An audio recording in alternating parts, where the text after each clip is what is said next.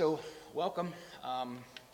This is Spencer. He is from Breakthru Beverage. My name is Kyle Goodfriend, and I was the person responsible for the implementation of the application at Breakthru Beverage. And what we're going to walk through today, just as a high-level overview, is from a business perspective, functionally, why some of the decisions were made. So we're going to go through strategically what the finance area needed. And then we're going to go into some of the technology that we use and why we used it. And it's specifically the Groovy calculation. So in PBCS +1 and ePBCS, you have the ability to use Groovy, which is basically a framework that sits on top of Java, but it's much easier to understand. And it gives you the ability to interact with things like forms and data pushes. You can dynamically generate calculations. And as we get into this, you'll kind of understand why we used it. It started off performance-based, but there are other functions too that are very worth looking into and using. So the second part of this, we'll be talking about functionally how we designed it and how we use Groovy to do things like real-time reporting and stopping forms from saving if an allocation wasn't 100%, or if you picked a person at an hourly rate and then you didn't put in an hourly, or you selected a person as an hourly employee and you didn't put in an hourly rate, it wouldn't let you save the form to stop things like data being missing from a budget and so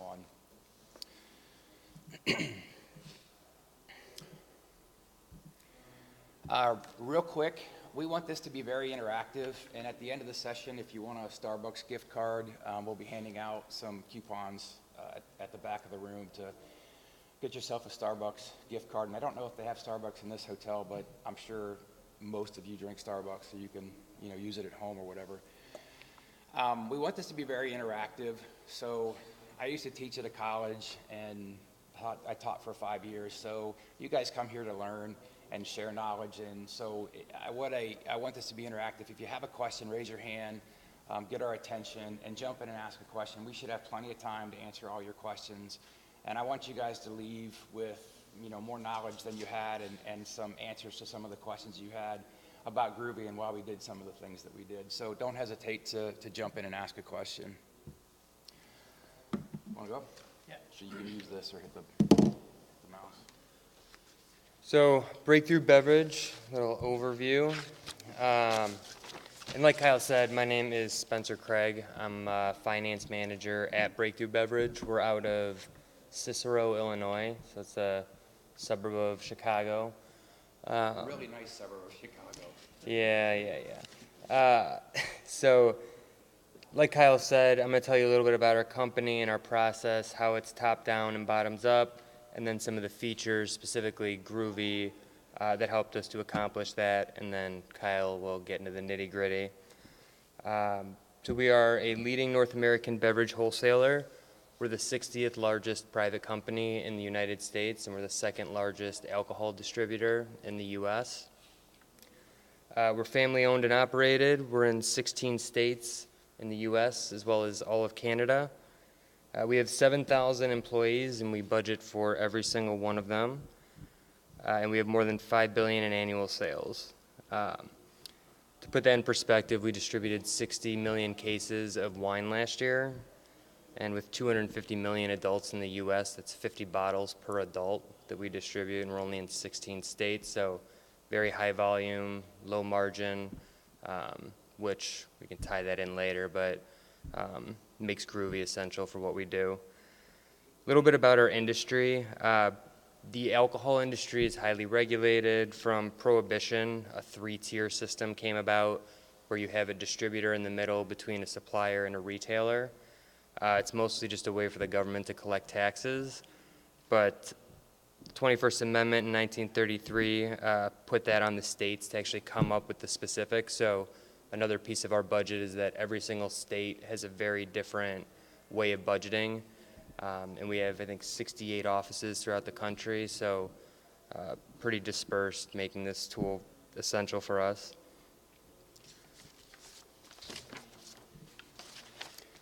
Some of the alcohol we distribute, and I'm sure you guys drink, We have Kettle One, Jack Daniels, Tullamore Dews, Tito's, and Crown Royal.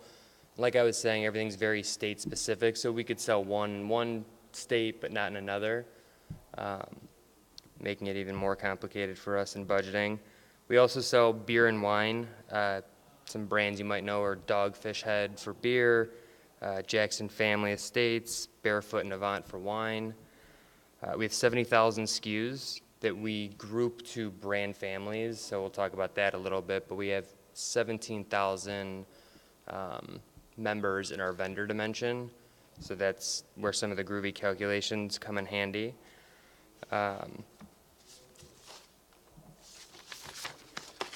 So why we chose EPBCS? I voted for them because they brought the best lunch to our demo, but that is just me. No, totally kidding. They didn't bring lunch. I was pissed.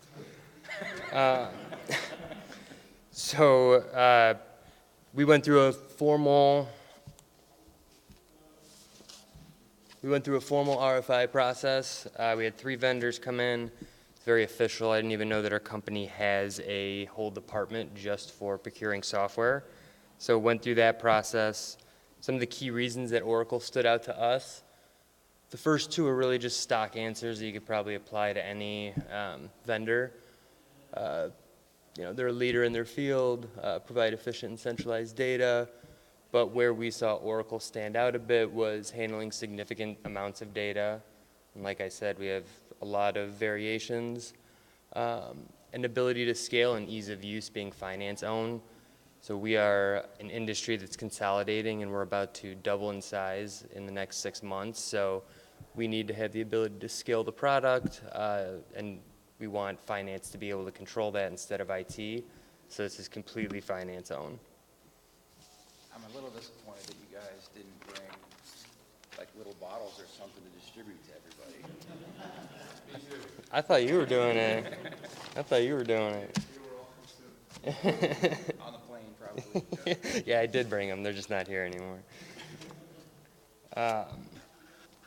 So it's sort of the vision of our old process and the new process that we wanted, and Oracle fulfilled most of these, specifically once we got Groovy involved. And just for some perspective, we started our project, and I don't think Groovy even came out, or it was brand new.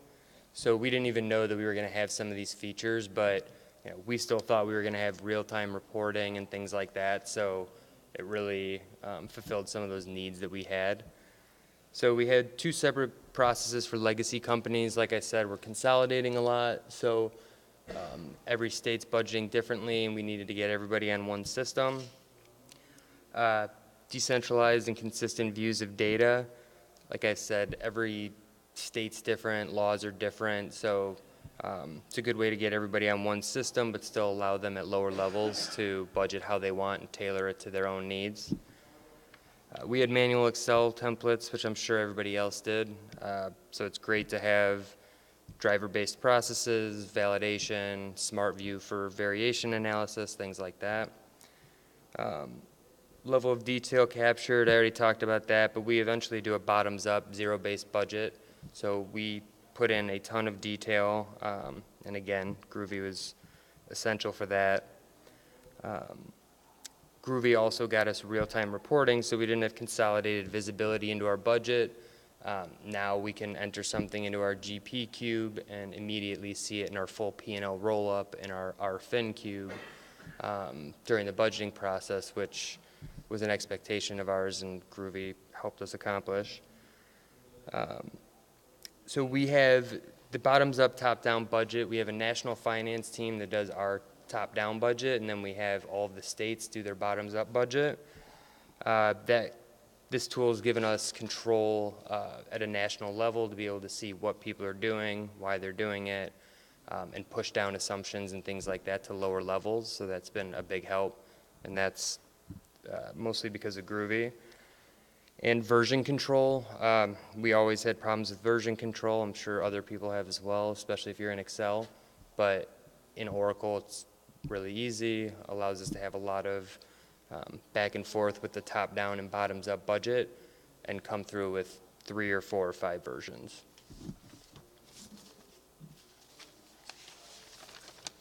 So a little overview of our budgeting process. Like I said, and like the title says, we have a top-down and bottoms-up budget. At the end of the day, we have our local markets create a budget from the bottoms up without any input from the national finance team and vice versa. So our national finance team puts together a high-level budget based on year-over-year trends. We strip out one-time expenses, come to a normalized P&L, come up with a bunch of scenarios based on gross profit, changes, organic revenue objectives, expense cuts, things like that. We present that to the executives. They decide on one that makes sense to them, and that's our top-down budget that we come to the table with. Bottoms-up budget, every state does a budget by employee. So we have 7,000 employees. A lot of the Groovy functionality that we have makes it possible to have that much detail. We actually upload all of our employees first, and then everybody can go in and make tweaks. And we have a lot of assumptions, assumption logic in our workforce planning cube. So at a high level, we can put in a global increase in pension date or a global increase in benefits date and have that flow down, but then also have it at a lower level. Employees make changes at the states, and we have visibility to it. One of the things that was kind of unique about their workforce application is they allocate people across cost centers and material group. Cost centers and states, yeah, Okay. yeah. So they might have a driver that distributes, 5 different brands in 3 different states. And so they literally go in and they will allocate that person, from a ratio perspective, 20%, 30%, 50% based on the product and the state that they actually do it in. So it's the first time I've ever done anything where they allocated a person across multiple areas. So it was kind of interesting. And we haven't done this yet, but with the validation piece of Groovy, we're hoping to get to a point where if we go across 3 cost centers or 3 states where we can have validation saying whether we're at 100% or not. We had a big issue our first time around where people thought that they were allocating 100% and they weren't, and there's just too much data to go through one by one. So another applicable way to use Groovy. So then after we have our top-down and bottoms-up budget, we have a reconciliation process, which I thought it was funny to put this picture up, but I didn't see a single laugh.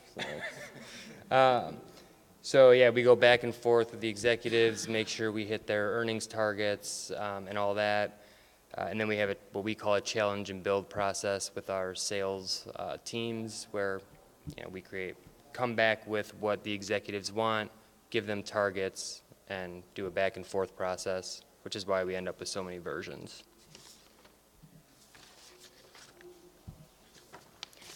So quick overview of our application. I think it's pretty standard, but we have 3 cubes: workforce planning, GP, and then our Fin cube, which is our consolidated P&L. Some things to mention. We have this SQL restatement up here. I didn't realize this was unique, but we actually are using data management to upload metadata, 17,000 members or so a night, and that's been going really smoothly, so just something that we have and are happy with. We also have multiple feeds going into our system daily from Microsoft AX as well as SAP. So from an actuals perspective, we have frequent data, not real time. But again, because of Groovy, we can have real-time budget data to compare it to. And one of the things to kind of point out, if you guys have had this issue, you'll need to understand when we get into the real-time reporting, is the fact that they have different dimensions in the different applications, which is something you guys all have. But we basically have gotten around consolidating anything and still getting real-time results, which we'll get into in a little bit.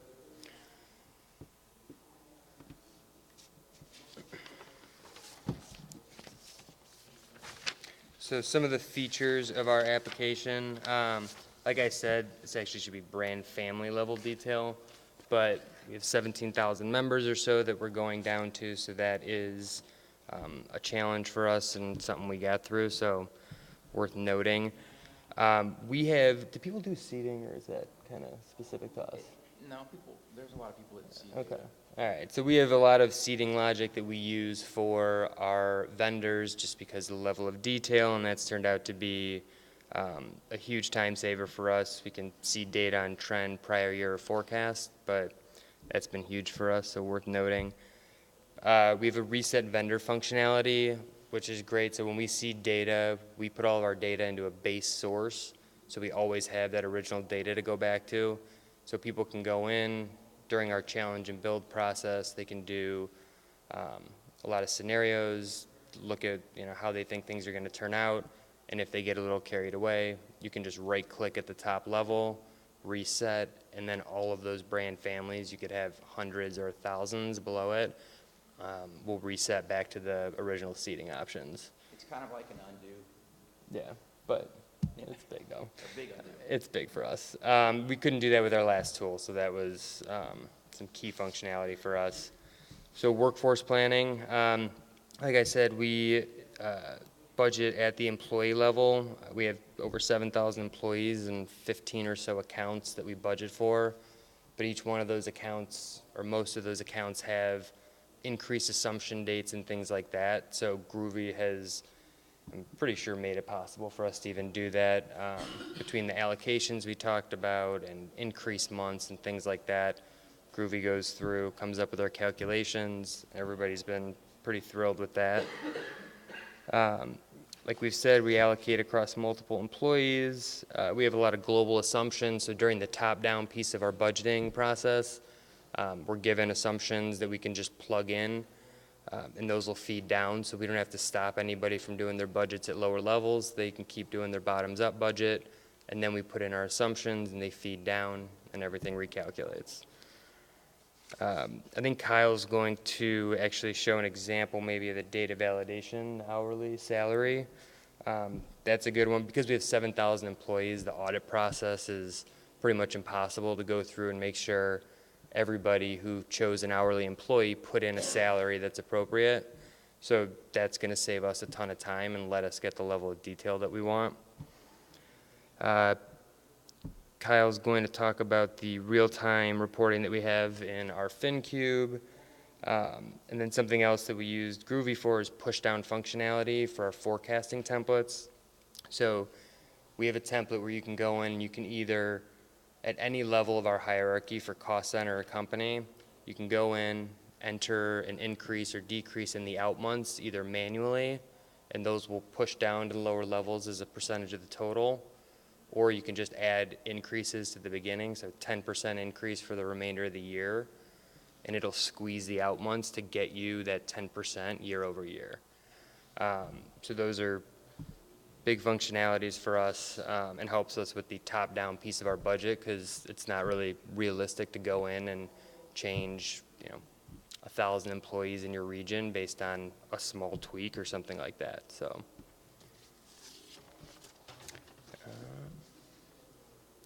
project overview. We had 2 full-time consultants, Kyle and one other person on site. One part-time employee that was working on our project occasionally, but internally, I was the only full-time person working with them. We had a director, 2 VPs who helped out, an IT project manager, and an ERP and BI analyst who we were able to reach out to, but we didn't realize the resources internally that we would need, so I just wanted to throw this up here and call that out a little bit as a warning if people don't have EPBCS yet.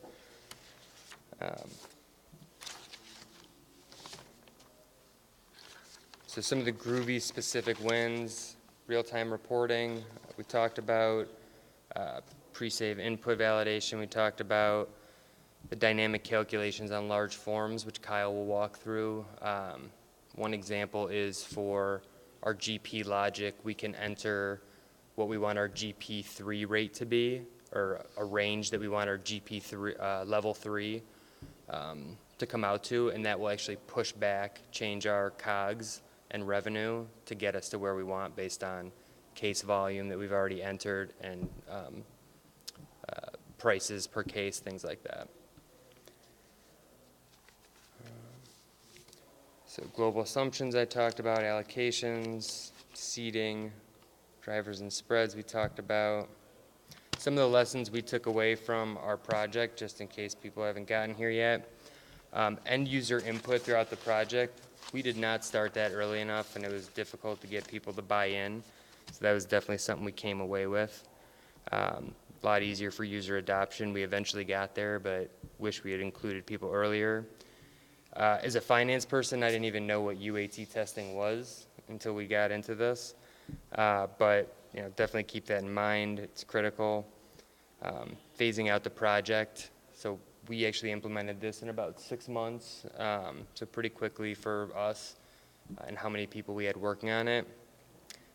We've found a lot of things that we wanted to change since we implemented the system. So we don't have a phase 2 plan, but we're looking to do something like that. We wish we had planned that just so we could come up with the kinks and then work through them in phase 2. Realistic expectations, must have internal IT support, sourcing data. So it took us longer to actually get the data into our system, or data that we could upload into our system, than it took us to put the system together. We wish we had started that before we even got to development. That's something for anybody that's a consultant, they know this because we live it every time we go somewhere. But every time I go to a client, they always say, "Oh, the data's good. That's the last thing you need to worry about. We can get the data. It's clean. It's good." And I can tell you that I've never been anywhere where we've gotten data on time and where it's been accurate. So it's just something, if you guys are looking at doing something like that, your data will not be quick and it will not be right as the first time you try to get it. So. And I don't know about anybody else, but our expectations when we purchased this tool were everything was going to be real time. The cloud's going to solve all of our problems and cook us dinner and everything, but didn't do that. So while we have real time now because of Groovy on the budget side, we're still a little slower on our actuals, and we're working through that. Internal dedicated resources, testing and training. Mike, who works for us, is right here. He put together a repository of training materials. We had wished we did that throughout the project when we were implementing it and not waited till the end. We are creating a super user group so that we could get better testing as we are making changes to the system. So when we get our phase 2, we can essentially have a group of testers ready at any time. And one other thing, our bugs that we're seeing with Groovy, as a warning, it's new technology. There's some things that don't work 100% yet, and we're working through the SRs, which everybody knows how working through SRs are. Keep those expectations in mind, and there's definitely some workarounds and extra work we do to get there, but again, Groovy's been great, but keep your expectations in line. Hmm?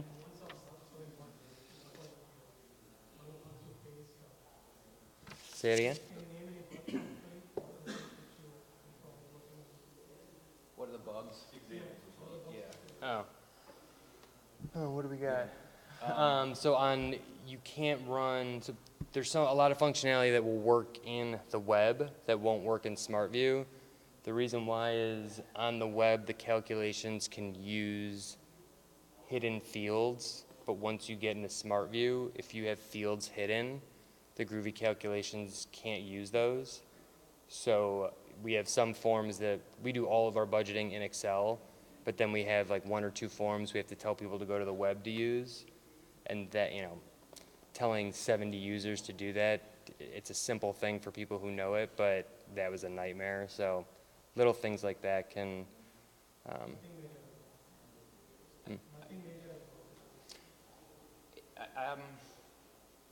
Well, I guess it depends how you define major. There were probably 2 or 3 that have been fixed. The other big one is the validation. If you're using the UI and you're using the web, you're fine. Everything works great. The other one that we have is on the validation, and this is kind of an odd one, and I'm hoping that it'll be corrected relatively soon. So it's a simple thing, but it impacts everything you do validation on, so you almost can't do validation in Excel right now. So if you have, let's say you have, 12 months, and you update all 12 months, and one cell isn't valid because it's too high, it's above a threshold or whatever. So the form won't save, none of the data gets submitted for those 12 months that you changed, and then the one cell that broke, basically, turns red, or whatever color you want, and it tells you that you have to fix that before you can submit it. So let's say, I don't know, I put in a 1 on all 12 months except for the first one, and that was a 50, and the highest it can be is a 1. They would show as 1s, and then the 50 would be red, so I changed the 50 to a 1, and then submit it, but the only one that gets submitted is the one that was invalid. So basically when you submit the form and you stop it from saving the data, SmartView thinks that everything is clean, it's not dirty anymore, so the cells aren't edited, so that when you submit the second time, all the ones that you think are edited aren't edited and they don't get submitted. And right now, I don't really have a workaround because, I mean, with the Groovy, I can change the number behind the scenes, so I can say, make it a 0, and it still doesn't change SmartView's identification that it needs to be submitted, because I tried to change it to 0 and then back to what it was to make it dirty, and I can't find a workaround right now for it. So I'm gonna pass it over to Kyle, because I think you came to learn about Groovy and not listen to me ramble. Does anybody have any questions so far on the process and anything that they learned, they do differently?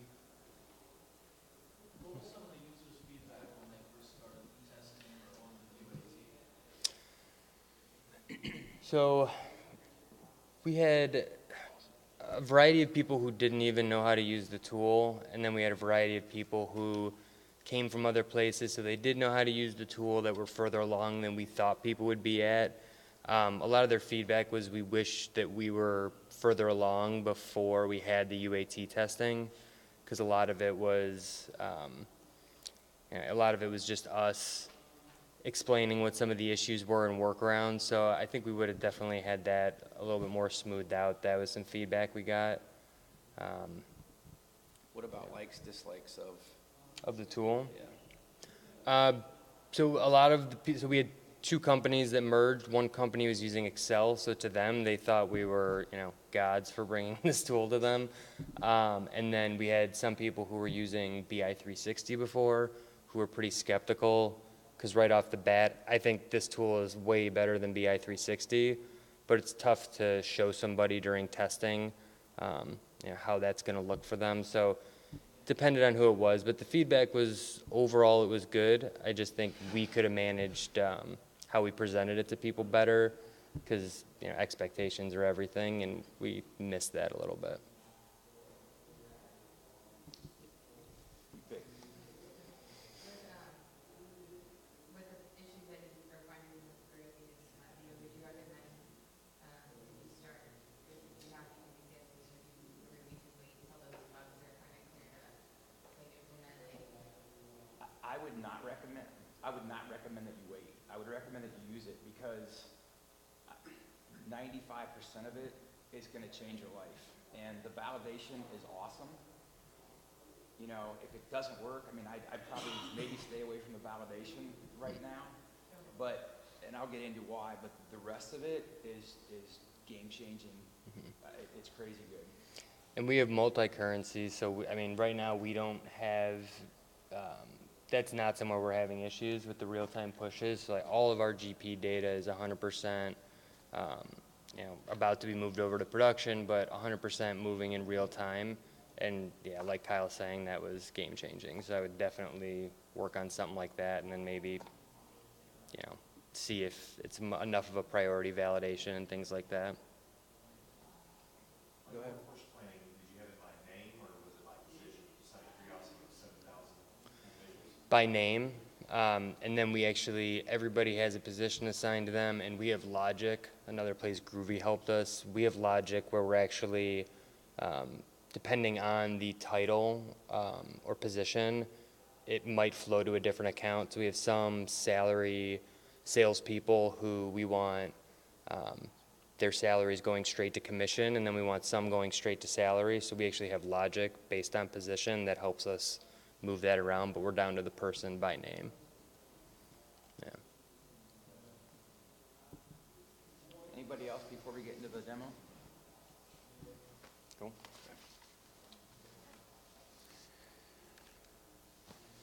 So I'm hoping I'm still connected.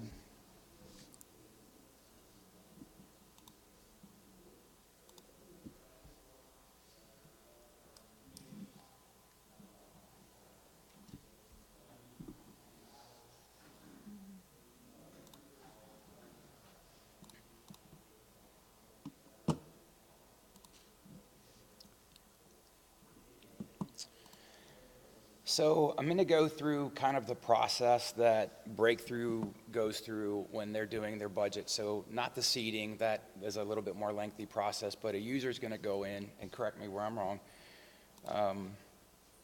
A user is going to go into the GP overrides form. And I'll preface by saying that this actually is different than the production application. So the data in here is different.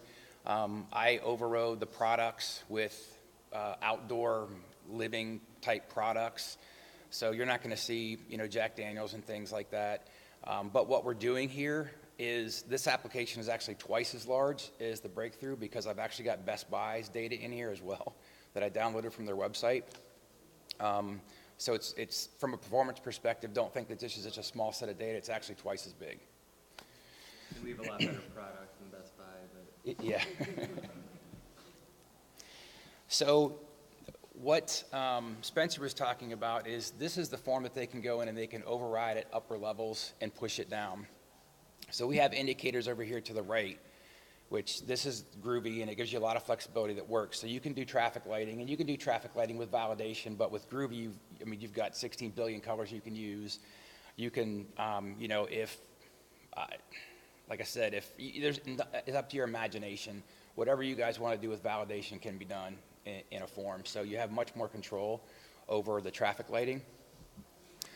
But a user is going to come in here, and so the case growth right now is 60, and the units are 152. So I'm going to make this 68, and I want to, the growth rate, I'm going to change the growth rate to 20%, and I'm going to change the case to 68. So before we started using Groovy, this form took, I don't know that I remember, but it maybe 5 minutes to save. And the issue is, excuse me, up here you can pick a parent material group and a parent channel. So there might be hundreds of thousands of intersections that are actually getting impacted. And when you're doing it at a parent level, this stuff all gets allocated down. So there were not just a push down, but there were also, I guess, algorithms in there to adjust data by month so that certain things didn't change that they didn't want impacted. So what we have done is when you make a change here and you hit save, and this will take a little bit longer than what it actually really takes because the form's refreshing. But basically what we have done, and I should have saved this before we started so it was quicker, but basically what we have done here is we changed one line. That one line was identified. So everything that we did, the calculation, the currency, the push to the reporting cube, the consolidation to the financial model, the P&L, is done now. So we have identified the one product, so we customized the calculation. Instead of doing I descendants or at relative, we actually fix on that one specific product because we only changed one product. The data push, one product gets pushed.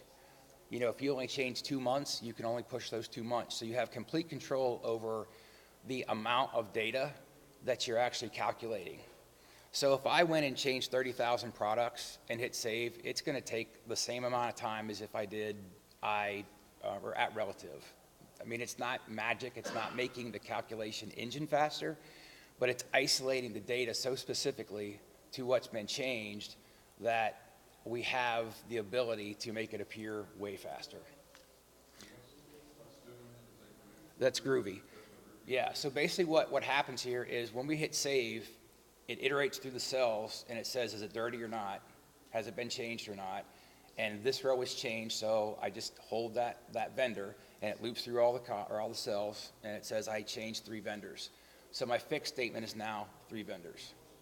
My smart push is 3 vendors instead of relative, right? The other thing that is, this is the one that is, I mean, this is good. I mean, this is improvements. But the thing that we have done here is I change one product. I can go to the fin cube, which doesn't have vendor, it doesn't have material group, and it doesn't have channel, and I can see the impact of that. So whereas in the past you would have to consolidate the BSO cube and do a data push or an X-write or an XREF, or, well, you wouldn't have been able to do XREF, but that process is completely eliminated. So Groovy didn't make the consolidation any faster, it just eliminated the need for it. So, and I can prove this, so if I go in and change, I'm just gonna change a couple to some exorbitant growth rate so that I see a change. And if I save this,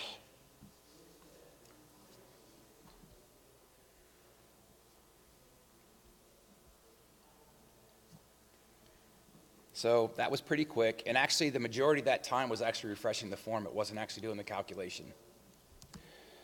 So if I go over to Excel, and I've got 4 tabs here. So the first tab is the gross profit. It's the ASO cube for the gross profit. So when I made this changes, it pushed it to the reporting cube. So if I refresh this,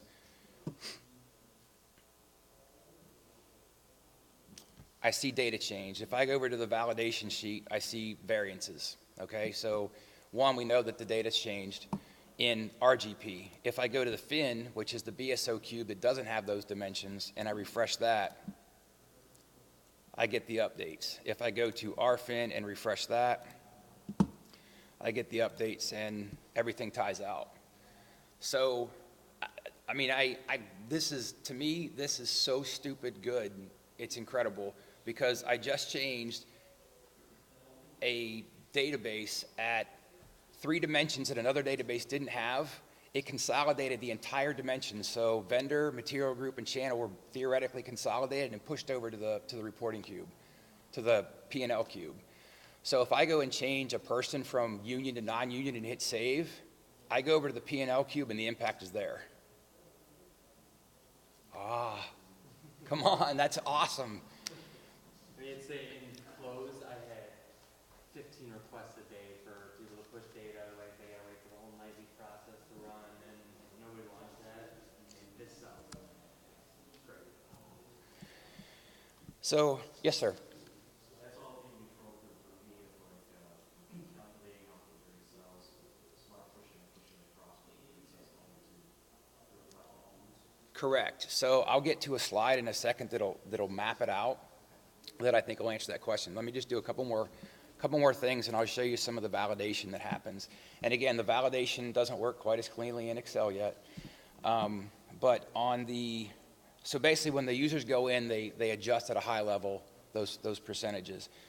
Then they go into the phasing form, which goes down to a bottom level. And if you'll notice over here, so all my products are going down the rows, and if you look over here, I've got all the units that are currently there. So the first form generated those units all the way down at a base level. So if I want to go in and change some of this and shift this around, maybe I had a product that I grew by 80% because I only had 3 months in the prior year. So it really wasn't a full year of data, so I adjusted it. But because of the way the allocations work, I'm only going to have all that data in the 3 months, as an example. So they go into this form, and then they can phase or spread those months so that the monthly numbers are now correct. So a couple things. I'm going to change this 3rd line, and if you'll notice, I'm going to pick a different line. All right, I'm going to pick this one that has a 233. So if I go over,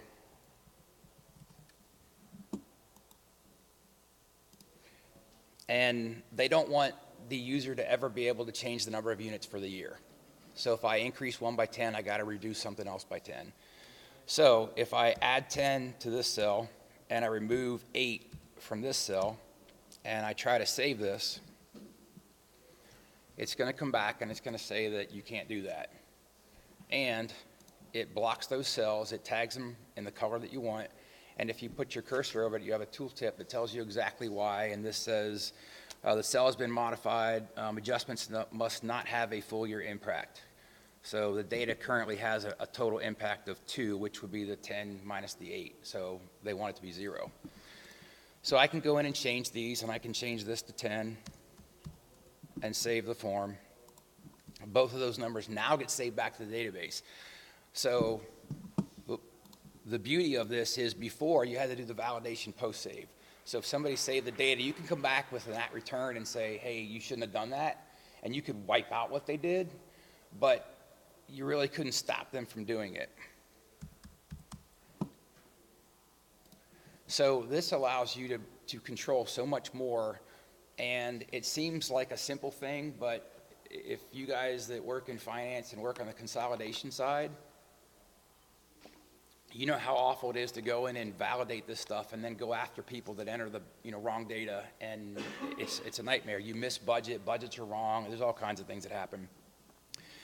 The other thing that we have in here is, so I have 243 in January. If I want to remove 500 and then add 500 to the next month, and I try to save this, it'll also stop me because it says your impact on January is going to reduce January to a negative case volume, and you can't sell negative cases.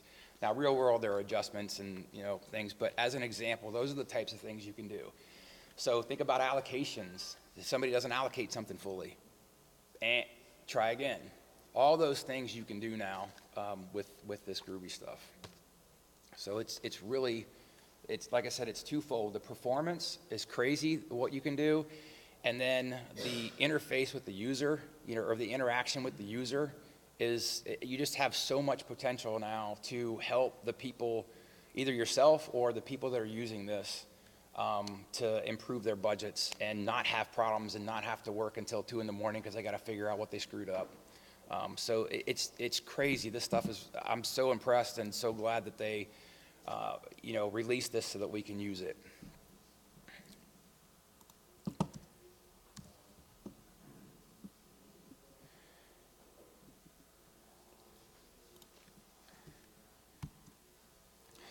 And then, I should have done this first, but one of the great things, yeah. Sorry, one other question. I know like in the older term versions, like they have validation for Mm-hmm. the client-side code and like the ADFs. Mm-hmm. They perform pretty slowly on the front end. Mm-hmm. This is all Groovy. Is it doing It's- client-side or It's, faster? it is faster. No, it's not. I don't think it's doing it on the client side because you submit it and then the Groovy gets executed and returns. But one of the great things, I've worked at some unique places. Abercrombie & Fitch was one of them. That place was crazy. This place, I've never been anywhere where you walk into the cafeteria and they don't have recycling bins for bottles and cans, but they have recycling bins for corks. And they have plastic shot glasses beside the fridge so you can try the product. So, very, very cool place to work. Check on the time. So, functionally I walk through some of these and I can go through some more if we don't have questions, and I can give some other examples, but we talked about the different things. So the speed at which you can move data around, also the real-time feedback to the user when they make an error. I mean, you're never gonna make them make their budget correct, right? That's impossible, but you can stop a lot of errors and make it more correct and more accurate and save them a lot of time. So your question, which we'll get into, basically the difference, if nobody's ever used this, the difference is that when you go into a calculation, there's a couple different steps you need to take, and the first one is you change the view to the edit view, and then you're gonna get a drop down over on the right to change it from calc script to Groovy script, and then bam, you have a Groovy script that you can work with. We've already talked about a lot of these things, the proactive user input validation, the selective data syncs and business logic, and access to Java functions. So things that are kind of slow on the S-based side, like when you're getting like a substring or you're trying to take a member name and convert it to a string, a lot of those things you can actually do on the Groovy and then pass it to the calculation, and it's faster. The real-time consolidation is incredible. Think about this. We're working with a client right now that we're completely bypassing BSO. Think about that. S-based calculations are gone. So it sits on top of the ASO cube. All the business logic, the currency conversion, the rate volume, I mean, all that stuff is done in Groovy. And it sends it to the, you submit the form on an ASO database, and bam, there isn't even any data pushes. The custom user errors, if they have a runtime prompt, you can, let's say if you want to restrict them from entering in special characters, you can do that on a runtime prompt. So you can return it and say, you can't play. I don't want an @ sign or a hashtag. You got to have letters and numbers. The custom logging, yep. The first point, in this implementation, you're using ASO with Groovy, or you're just pointing this out? In their application, we're not. I have some examples in here where I've replicated it, that I'm actually doing a session later today and then another one tomorrow specifically on the grid builder in Groovy that I'm going to talk to that about.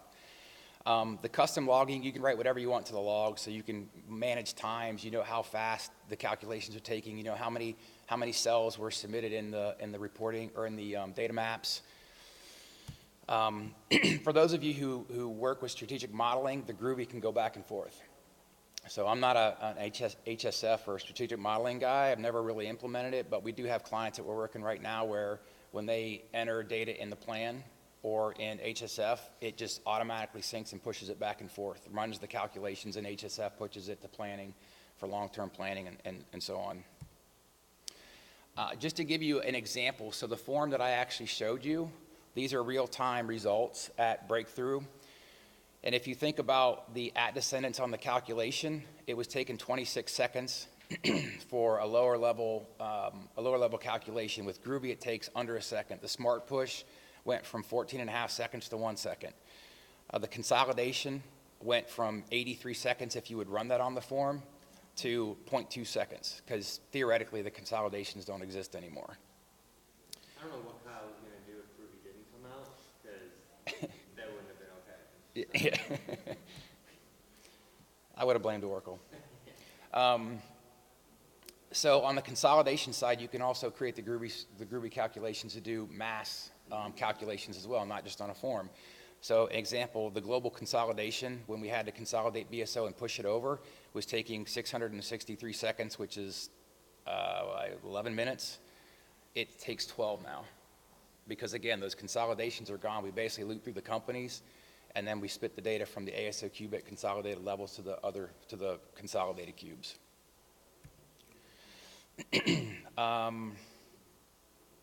We've kind of talked about this. So, to answer the question over here is basically when the calculations run now, I have an S-based calculation in the script, but I have parameters in the fixed statements. So those parameters are built when the person saves the form, and then I loop through all the cells. So before, this area up here, I was doing all months and all rows, right? Now, I'm only doing the months that change, and I'm only doing the rows that change. So when you think about the volume of data, again, if you did the same volume of data, this isn't going to make a whole lot of difference. But how often does somebody come in and change every person or every product in the form, right? So that's the benefit of this. And again, those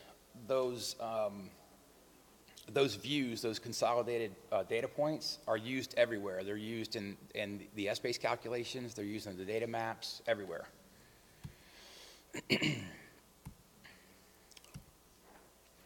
This is an example of the log. So what's in the log is exactly what I want to be in the log. There's nothing that goes there. By default. So if you run this, nothing happens. It's blank. So I have statements in there to tell me how long it took to do the data push, how long it took to do the S-based calc. And in this example, you've got 1.5 seconds to do the S-based calculation, and it was 2.2 seconds to do the data copy. So if the form seems like it took 5 seconds to return, it was just the UI refreshing. But you can do whatever you want in this. I've pushed out the point of view. You can push out the username that did it, how many cells they changed. It's almost limitless. So, it was something I was going to ask. I haven't found a way to do that, but is there a way? Do you guys know if there's a way to do that? I don't know, I was just asking. Okay. I haven't tried it, but it's something I've thought about.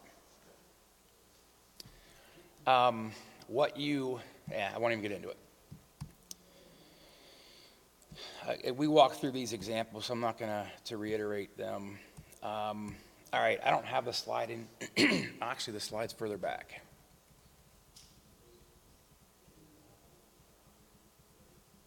I think. Didn't we have that slide that had the little grids and the data movement? Yeah, here we go. So basically, to answer your question on what we're really doing, so when somebody saves something in the GP model, it saves to the BSO cube, the calculation runs, it does the allocation. Then it pushes it to the GP reporting cube, the ASO cube, which is this piece right here, okay? And then from there, we're using the grid builder and Groovy to move the data at a consolidated level from the GP model to the fin model that has the lesser dimensions. So think about it this way. You change company one, you create a smart view, and you retrieve the accounts that you want, but you do it at total channel, total vendor, total material group, total whatever the ones that aren't in the fin cube, and you have your grid and you refresh it and you've got your totals, right? And it comes back sub-second. Then you create another tab in Smart View that's connected to your fin cube, right? And it doesn't have some of those dimensions, and it might go to a different data source, input, or whatever. And then you copy the data. I'm literally like you select the range, you copy it, you paste it into tab 2, and you hit submit. That's theoretically what we're doing now. So we have the data in the GP BSO. We dynamically push that to the ASO cube, which now you can retrieve to get consolidated data. Then we retrieve it from the consolidated ASO, or the ASO cube at total levels. We push it to the fin cube, both BSO and ASO, and submit it. So that's how you get around those consolidations. And it's sub-second. It's really quick. It's faster than what you see when you retrieve a Smart View, because there's no overhead, I think, because there's no overhead in the Excel side. Yes, sir.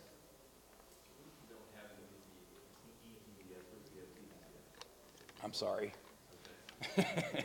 So there's nothing on the roadmap right now to make that available, and quite honestly, I think it's a price point. They want you to pay for it. It is available in PBCS plus 1, which I didn't even know existed and didn't know what that was until I got into this. But PBCS plus 1 is 2 pods or a pod and just workforce.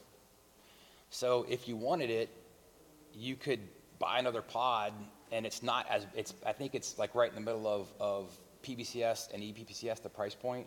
So if you had 10 users, you might want to buy another pod for more development, more work, whatever, or a module, just to get groovy. If you had 1,000 users, that's going to be a lot. That's a decision that I can't make whether it would be a good call or not. But for Breakthru's experience, this without this, and I'm glad that they had ePBCS, because without this project would have failed. It would never have met their expectations. How many users? 70. But everybody wants a license now. Starting at work, thinking about what we're gonna do. Probably gonna end up getting another 40 or so. Sorry, did I catch that Groovy doesn't function in BBCS unless you have the workforce module? It doesn't. It's not available in PB. So, yes, it's not available in PBCS. They won't. It's not turned on. It's there. It's just not turned on. So, whether it's workforce or CapEx or projects or the financial, any of the modules, if you just bought one module, then you would have it. So not just workforce. Yep. So then, go back to that first example that you showed. Did you enter values at the base level there, or did you allocate? No, that was at a consolidated level.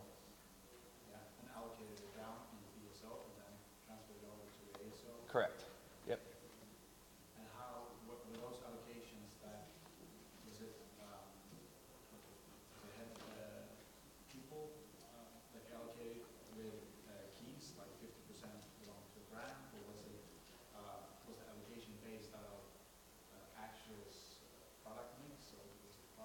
it's a percent the total, the way we did it, so, That percentage is not something that you've already entered or something that the system's generated? so it's something that's already entered. So if you go at a parent and you say, I want to grow at 20% at that parent level, it calculates the results, and then it does, at a percent the total, it pushes each one down, each account down.